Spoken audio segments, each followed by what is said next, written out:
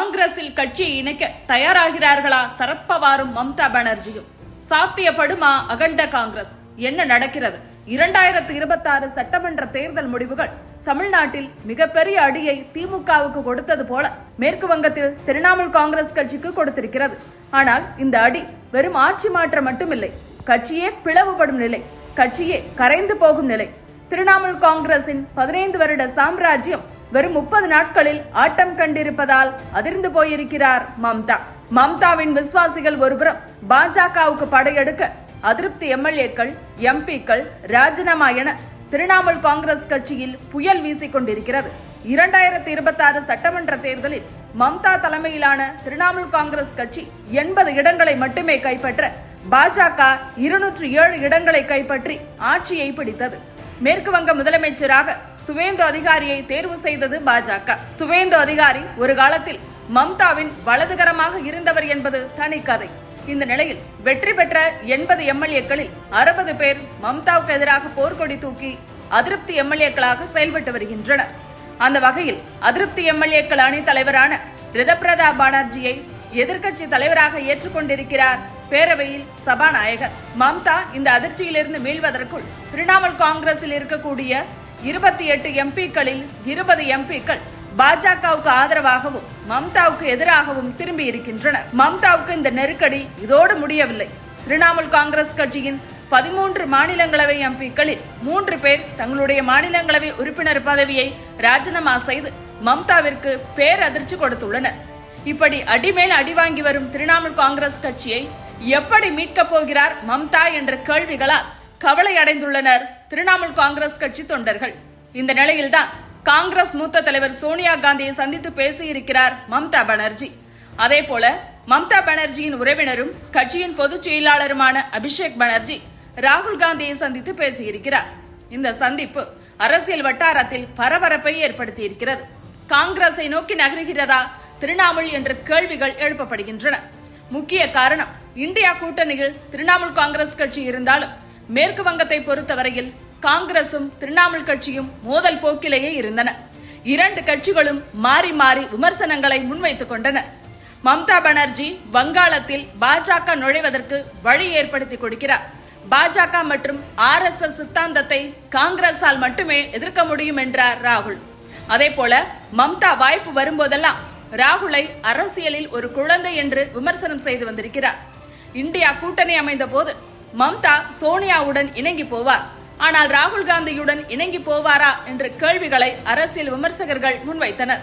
2019 ராகுல் காந்தியை பிரதமர் வேட்பாளராக திமுக தலைவர் ஸ்டாலின் முன்னிறுத்திய போது பிரதமர் வேட்பாளரை பற்றி பேச இது சரியான தருணம் அல்ல என ராகுலுக்கு மட்டுமல்ல ஸ்டாலினுக்கும் சேர்த்தே பதிலடி கொடுத்தார் மம்தா பானர்ஜி. இப்படியெல்லாம் இருந்த நிலை மாறி தற்போது தனக்கு இக்கட்டான நிலை வந்துள்ள போது காங்கிரஸ் தயவை நாடுகிறாரா மம்தா என்ற கேள்விகள் எழுந்துள்ளன.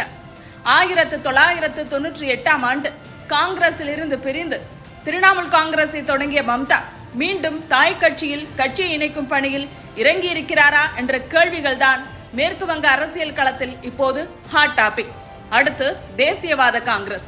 2023ஆம் ஆண்டு கட்சியில் பெரும் பிளவை சந்தித்தது தேசியவாத காங்கிரஸ். அஜித் பவார் கட்சியின் சின்னத்தையும் பெயரையும் கைப்பற்ற சரத்பவார் தலைமையில் ஒரு அணி உருவானது. பிறகு அஜித் பவாரும் சரத்பவாரும் இணைய போகிறார்கள் என்ற செய்திகள் வந்த நிலையில் விமான விபத்தில் உயிரிழந்தார் அஜித் பவார். இந்த நிலையில் தற்போது சரத்பவார் தலைமையிலான தேசியவாத காங்கிரசும் காங்கிரஸோடு இணையலாம் என்கிறார்கள். இதுகுறித்து பேசிய காங்கிரஸ் மூத்த தலைவர் நானா பட்டேலே சரத்பவாரும் மம்தா பானர்ஜியும் காங்கிரசுடன் இணைவது குறித்து தீவிரமாக யோசித்து வருகின்றனர். இது வெறும் கூட்டணி அல்ல, நேரடி இணைப்பாக இருக்கும். சரத்பவார் தரப்பிலிருந்து NCP-SP-யை காங்கிரசுடன் இணைக்கும் முன்மொழிவு ஏற்கனவே வழங்கப்பட்டிருந்தது. சில காரணங்களால் அது தாமதமாகி போனது. தற்போது நாட்டின் அரசியல் சூழ்நிலையில் மதச்சார்பற்ற மற்றும் பன்முகைத்தன்மை கொள்கைகளை கொண்ட கட்சிகள் ஒன்றிணைய வேண்டிய அவசியம் ஏற்பட்டுள்ளது என்றார். உத்தவ் தாக்கரே சிவசேனாவின் மூத்த தலைவரான சஞ்சய் ராவத் காங்கிரஸில் இருந்து பிரிந்து உருவான சிறிய மற்றும் பிராந்திய கட்சிகளை மீண்டும் காங்கிரசுடன் இணைக்கும் முயற்சிக்கு சரத்பவார் தலைமையேற்க வேண்டும் என்று வலியுறுத்தியவர், காங்கிரஸ் வலுப்பெற வேண்டும், அதிலிருந்து பிரிந்து உருவான கட்சி தலைவர்கள் தற்போதைய சூழ்நிலையை புரிந்து கொள்ள வேண்டும் என்று பேசியிருக்கிறார். இந்த இணைப்பு விவகாரம் குறித்து பேசிய NCP-SP தலைவர் மற்றும் சரத்பவாரின் மகள் சுப்ரியா சுலே, மழை பெய்த பிறகு குடையா ரெயின்கோட்டா என்பதை முடிவு செய்வோம், காலமே பதில் சொல்லும் என்று சொல்ல, சரத்பவார் அணியில் உள்ள மூத்த தலைவர் சசிகாந்த் ஷிண்டே, இது தொடர்பாக எனக்கு எந்த தகவலும் வரவில்லை, இந்த செய்தியில் உண்மை இல்லை என்று மறுத்திருக்கிறார். ஆனால் என்சிபி எஸ்பியின் மூத்த தலைவர் அங்குஷ் ககாடே, தற்போதைய சூழலில் இடதுசாரி மற்றும் மதச்சார்பற்ற சிந்தனையை கொண்ட கட்சிகள் அனைத்தும் ஒன்றிணைய வேண்டியது அவசியம். சமீபத்திய சட்டமன்ற தேர்தல்கள் அனைத்தும் கட்சி தலைவர்களுக்கு பாடம் கற்றுக் கொடுத்துள்ளன. ராகுல் காந்தி, மம்தா பானர்ஜி உள்ளிட்ட அனைவரும் அரசியல் சோதனைகளை சந்தித்துள்ளனர். நாட்டின் அரசியல் அமைப்பை பாதுகாக்கவும் ஆட்சியாளர்களை கட்டுப்படுத்தவும் ஒத்த சிந்தனை கொண்ட கட்சிகள் ஒன்றிணைய வேண்டும் என்று பேசியிருக்கிறார்.